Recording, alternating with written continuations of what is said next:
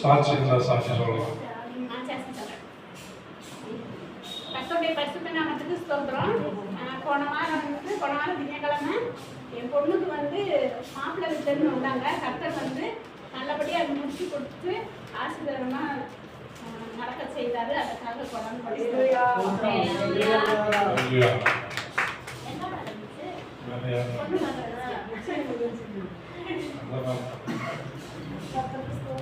சனிக்கிழமை பார்த்தா ஒரே உடம்புக்கு ரொம்ப முடியல.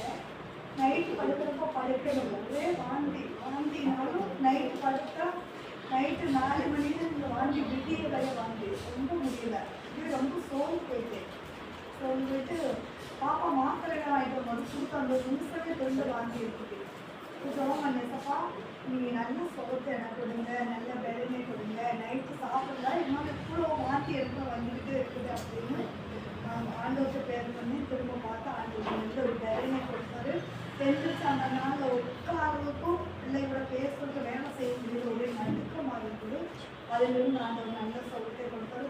அவருடைய பேரும் பேட்டிகளுக்கு ஆண்டவர் ஒவ்வொரு நொடி பொழுதும் ஆண்டவருக்கு பிள்ளைகளுக்கு அங்கங்க சமயத்தில் ஜீவனை வெள்ளனை ஆரோக்கியத்தையும் கொடுத்து தாங்கி தப்பு வைத்து எல்லா கிருமிகளிலும் கற்று பாதுகாத்து என் தேவன் பிள்ளைகளுக்கான ஜீவனை கொடுத்தாரு. கைக்கு இருந்து உயிர் போயிடுச்சு என்னமோன்னு நினைச்சாங்க. ரொம்ப மேல ரத்தமா இருந்துச்சு. ஆனால் அந்த இடத்துல போப்போ ஒரு பதட்டம் எனக்குள்ள. ஆனால் என் மனசு நீ பதறாத அப்படின்னு அந்த ஒரு உள்ளம் பிடிக்காத அந்த ஒரு உள்ள எனக்குள்ள வெளியே வரணும். அந்த ஒரு தாமிர பிள்ளைகளுக்கு நல்ல மேல ஆரோக்கியத்தை கொடுத்து இதுவரை என் குடும்பத்தை பாதுகாத்த தேவனும் இதுவரை எங்களை நடத்துகிறாரு.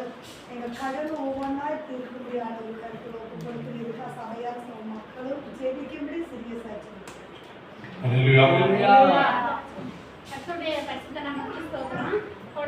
போன வாரம் 30ஆம் தேதி என் பொண்ணுக்கு மாப்பிள்ளை வீட்டிலேருந்து சென்னையிலேருந்து வந்திருந்தாங்க.